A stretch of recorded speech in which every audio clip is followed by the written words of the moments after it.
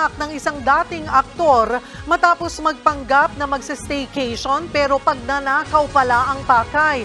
Ang modus niyang yan, nabisto. Nasa frontline ng balitang yan, si Gary De Leon. Sa amin po, Isa-isang tinanggal ng mga barangay tanod ang laman ng bag ng lalaking ito sa Rodriguez, Rizal. Tinangay umano ng lalaki ang koleksyon ng lumang pera mula sa inuupahan niyang bahay para sa staycation. Kinilala ang suspect na si Jules Daniel Da Silva, anak ng dating aktor na si Dennis Da Silva. Kwento ng katiwala ng paupang bahay. Nag-walk-in daw si Da Silva at nagsabing uupa siya ng ilang araw kasama ang kanyang asawa. Nanghingi pa raw ito ng 150 pesos na gagamitin niyang pamasahe ng paparting pa lang na asawa. Nagduda raw ang katiwala sa pahayag na yan. bumalik po ako.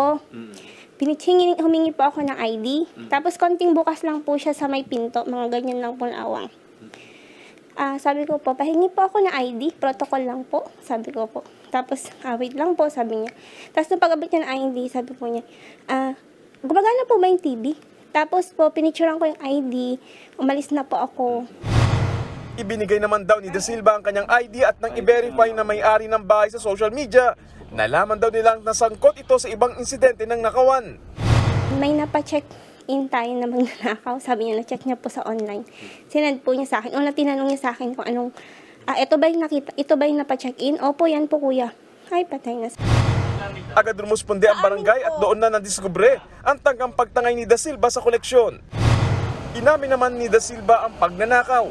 Naengganyo lamang daw siyang kunin ang mga lumang pera. Itinanggi naman niyang sangkot siya sa iba pang insidente ng pagnanakaw.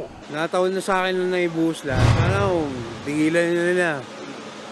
Dahil kung may patunay naman sila na na ako, wala naman po problema, akuin ko lahat yun, boss.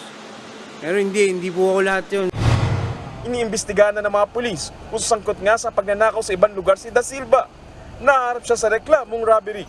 Paalala naman ng Philippine National Police sa mga nagpaparenta, lalo na ngayong holiday season. Magdoble ingat at ingat ng valid ID ang mga katransaksyon.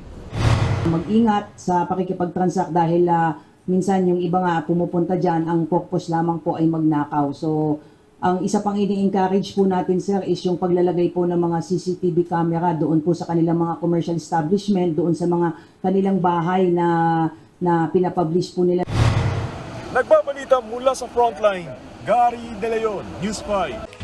Mga kapatid, Cheryl Cosim po. Iba na ang may alam at may pakialam sa panahon ngayon. Para sa tuloy-tuloy na balitaan sa Frontline, mag-follow at mag-subscribe sa social media pages ng News 5.